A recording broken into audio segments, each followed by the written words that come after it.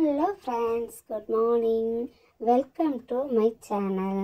இன்றைக்கி என்ன பார்க்க போகிறோம் அப்படின்னு சொன்னால், இன்றைக்கி கம்மந்தோசை பார்க்க போகிறோம். எங்கள் வீட்டில் இன்றைக்கி கம்மந்தோசைங்க.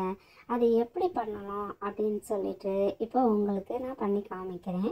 நல்லா பார்த்துக்கோங்க. இந்த கம்மந்தோசை நம்ம உடம்புக்கு ரொம்ப நல்லதுங்க. நம்ம தாத்தா பாட்டி காலத்தில் அவங்க சாப்பிட்டதுங்க. இப்போது நம்ம என்ன செய்ய போகிறோம், மறுபடியும் இதை நம்ம சாப்பிட போகிறோம்.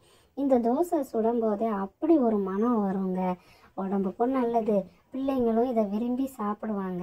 இதுக்கு நல்ல சட்னி இதுக வச்சு நம்ம சாப்பிடும்போது நம்ம உடம்புக்கு நல்லதுங்க. அதை நம்ம வாங்க எப்படி பண்ணலான்னு பார்ப்போம். 2 டம்ளர் இட்லி அரிசி எடுத்துக்கோங்க. 2 டம்ளர் கம்மம்புல் எடுத்துக்கோங்க. 1 டம்ளர் உளுந்து எடுத்துக்கோங்க. இந்த 3ஐயும் ஒரே இதில் போட்டு நல்லா கழுவி ஒரு 3 மணி நேரம் நல்லா ஊறட்டுங்க.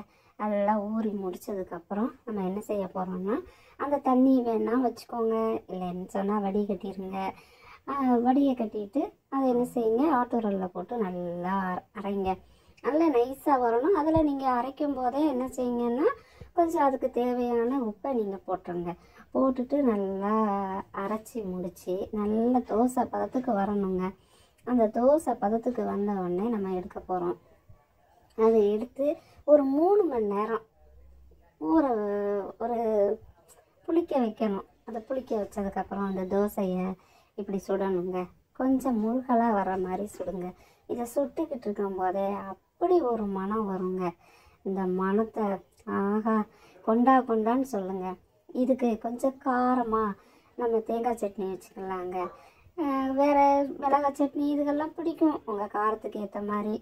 கொஞ்சம் உரப்பாக இருந்தால் தாங்க இந்த தோசைக்கு நல்லாயிருக்கும். அதனால் நான் தேங்காய் சட்னி வச்சு கொஞ்சம் காரமாக வச்சுக்கிட்டேங்க. வச்சு சாப்பிட்டா சூப்பராக இருந்ததுங்க. நீங்களும் பண்ணி சாப்பிட்டு பாருங்கள்.